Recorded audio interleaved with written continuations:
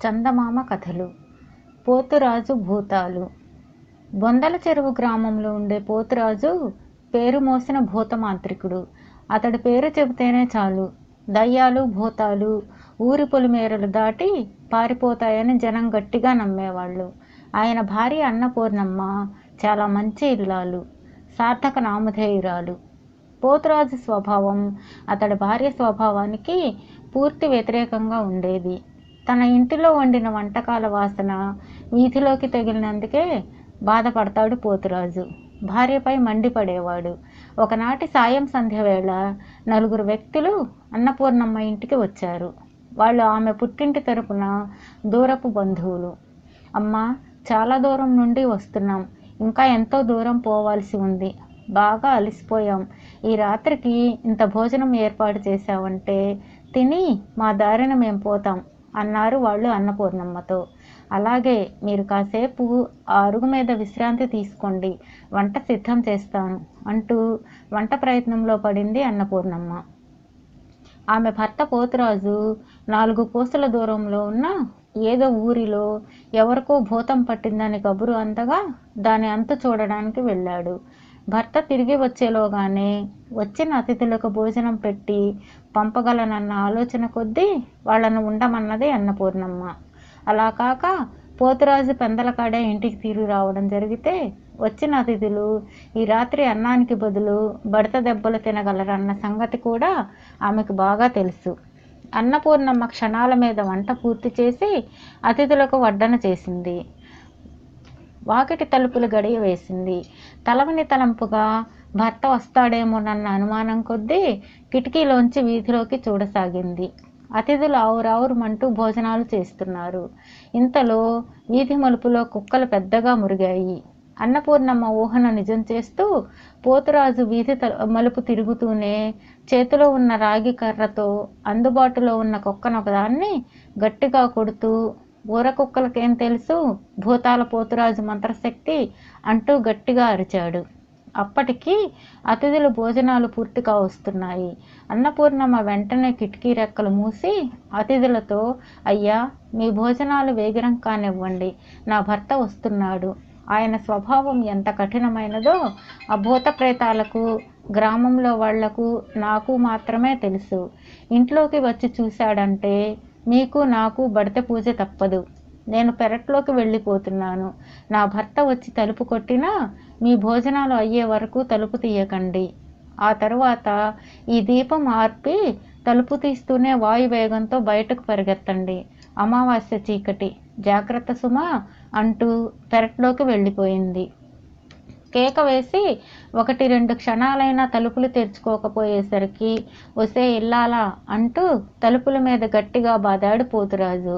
ఆ మరుక్షణం కిర్రుమనే పెద్ద శబ్దంతో తలుపులు బార్లా తెరుచుకున్నాయి. ఇంటి లోపల అంతా చిమ్మ చీకటి.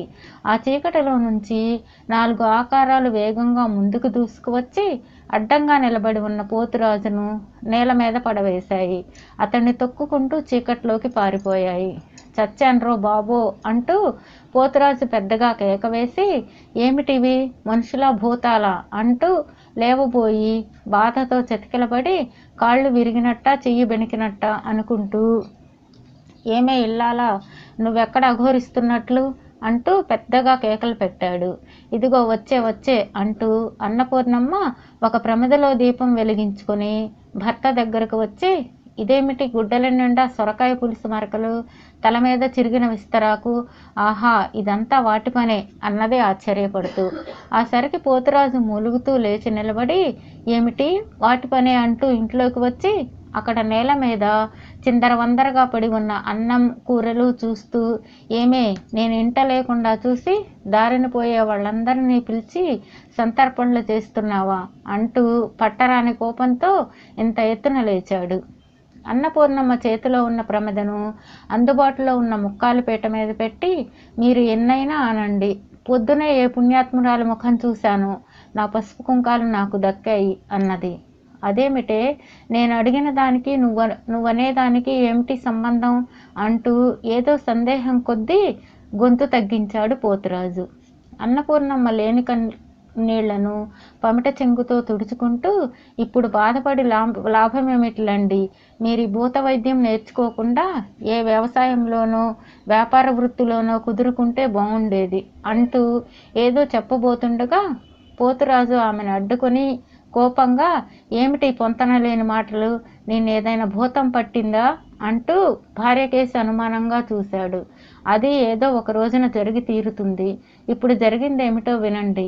మీరు పొరుగురు వెళ్ళి అక్కడి వాళ్లకు పట్టిన భూతాలను వదలగొట్టారు కదా, అవి తిన్నగా వాటి దారిన అవి పోక మన ఇంటి మీదకి వచ్చి పడ్డాయి. అవి నన్ను నానా దుర్భాషలాడుతూ, ఏమే భూతాల పోతురాజు ఇల్లాలా, మేము తీరని కోరికలు తీర్చుకోవడానికి, కావలసిన తిండి తినడానికి మనుషులను ఆవహిస్తుంటే కుంటి గుడ్డి మంత్రాలు మా మీద ప్రయోగించి మాకు నిలవనీడ లేకుండా చేస్తాడని మొగుడు. ఇంటికి తిరిగి రాగానే ఏం చేస్తామో చూడు, చచ్చు పుచ్చు తాళపత్రాలు, పురుగు పట్టిన వేప మండలు అలా కింద పెట్టగానే జాయమంటూ మీద పడి నిలువున విరుచుకు తింటాం. అప్పుడు కానీ మా ఆకలి తీరదు అని నట్టింట్లో పీఠం వేశాయి అని చెప్పింది అన్నపూర్ణమ్మ. ఇది వింటూనే పోతురాజు జారిపోతున్న జుట్టుముడిని గట్టిగా బిగించి ఎక్కడవి ఎక్కడవి అంటూ ఏదో మంత్రం ఉచ్చరించబోయాడు. ఆగండి, అప్పుడే కథ అయిందా? ఆ భూతాల వాలకం చూస్తుంటే ఆకలితో నకనకలాడుతున్నట్లు కనిపించాయి. దానితో నాకు అవి అన్నంత పని చేయగలవని నమ్మకం కలిగి గుండెగడన్నం, ఒక తట్ట నిండా కూరలు వండి వాటి ముందు కుంభం పోశాను. అవి తృప్తిగా తింటూ ఉండగా మిమ్మల్ని కరుణించి వదిలిపెట్టామని ప్రార్థించాను. అన్నీ అందుకే సరేనన్నట్లు తల ఊపాయి. వాటిల్లో కుంటికాలు మెల్లకంటి భూతం మాత్రం, నీ మొగుడిని చింతనిప్పుల మీద కాల్చుకొని తినకపోతే నేను అడవి పాలెం ఎల్లమందనే కాదు అంటూ ఒంటికాల మీద లేచి కోపంగా చిందులు ప్రారంభించింది. అంతలో మీరు రావడం, అవి నా మీద జాలి కొద్దీ మీరంటే భయం వల్ల బయటకు పారిపోవడం జరిగింది అన్నది అన్నపూర్ణమ్మ.